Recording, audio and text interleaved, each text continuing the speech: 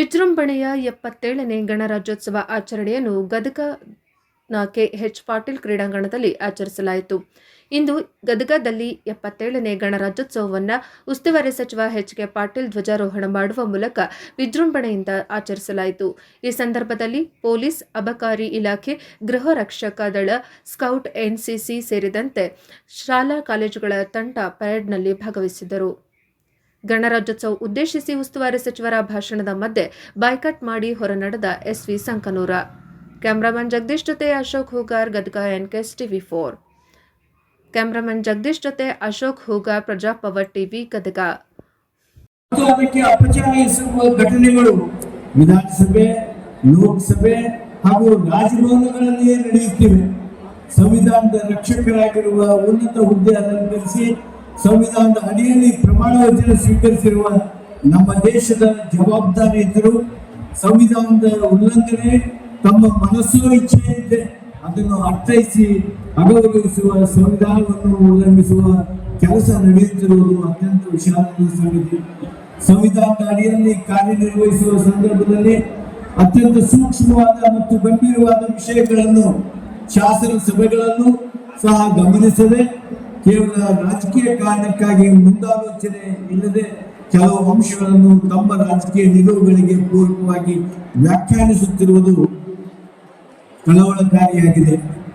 ನಮ್ಮ ಸಂವಿಧಾನ ಜಗತ್ತಿನಲ್ಲಿಯೇ ಒಂದು ಯಶಸ್ವಿ ಸಂವಿಧಾನ. ಜಗತ್ತಿನಲ್ಲಿರುವ ವಿವಿಧ ರಾಷ್ಟ್ರಗಳ ಸಂವಿಧಾನಗಳು ಜೀವಂತವಾಗಿ ಒಂದು ಸರಾಸರಿ 19 ವರ್ಷ ಮಾತ್ರ. ಆದರೆ ನಮ್ಮ ಸಂವಿಧಾನ 77 ವಸಂತಗಳನ್ನು ಪೂರೈಸಿ ಜಗತ್ತಿನ ಅತಿದೊಡ್ಡ ಪ್ರಜಾಪ್ರಭುತ್ವವನ್ನು ಯಶಸ್ವಿಗೊಳಿಸಿದೆ.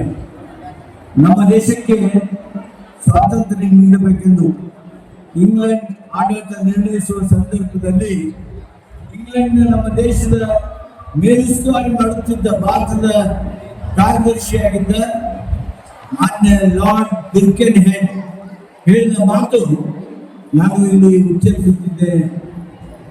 ವಿವಿಧ ಧರ್ಮ ಜಾತಿಯಿಂದ ಕೂಡಿದ ಭಾರತ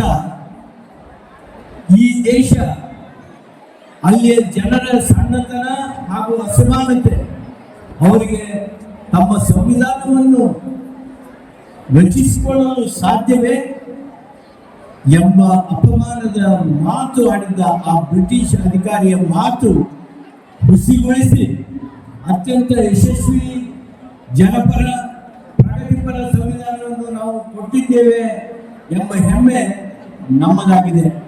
ಇತ್ತೀಚಿನ ದಿನಗಳಲ್ಲಿ ರಾಷ್ಟ್ರಗೀತೆಗೆ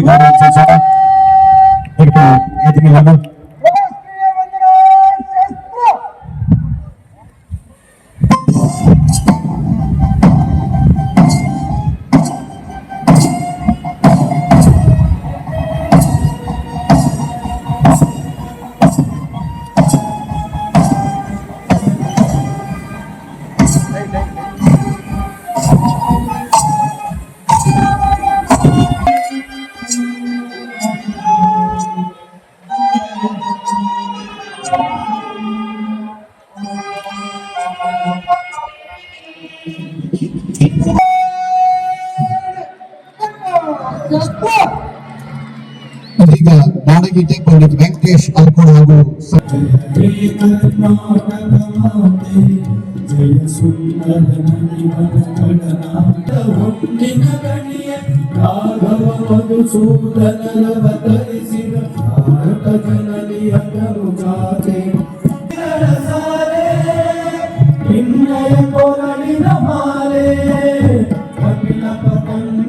ಗ್ರಾಮೀಣ ಕೂಲಿಕಾರನ ದೈನಂದಿನ ಬದುಕಿನ ಸಂಜೀವನಿಯಾಗಿದ್ದ ಈ ಪರಿಣಾಮಕಾರಿ ಉದ್ಯೋಗ ಖಾತರಿ ಕಾನೂನನ್ನು ನಿರಸನಗೊಳಿಸುವ ಮೂಲಕ ಭಾರತೀಯ ಗ್ರಾಮೀಣ ಬದುಕನ್ನು ದುರ್ಬಲಗೊಳಿಸಲಾಗಿದೆ. ಗ್ರಾಮೀಣ ಭಾಗದಲ್ಲಿ ಜನ ಗುಳೆ ಹೋಗದಂತೆ, ಅನ್ನವಿಲ್ಲದೆ ನೆರಳದಂತೆ, ಬರಗಾಲದ ಬೋಣೆಯಲ್ಲಿಯೂ ಸಹ ಕುಟುಂಬ ಸದಸ್ಯರೊಂದಿಗೆ ನರೇಗಾ ಯೋಜನೆಗೆ ದುಡಿದು ತಮ್ಮ ಗ್ರಾಮಕ್ಕಾಗಿ ಆಸ್ತಿಗಳನ್ನು ಹೆಸರಿನಲ್ಲಿ ಗ್ರಾಮೀಣ ಹಿತಾಸಕ್ತಿಯನ್ನು ಗಾಳಿಗೆ ತೂರಲಾಗಿದೆ. ಇದರಿಂದಾಗಿ ಗ್ರಾಮೀಣ ಆಸ್ತಿ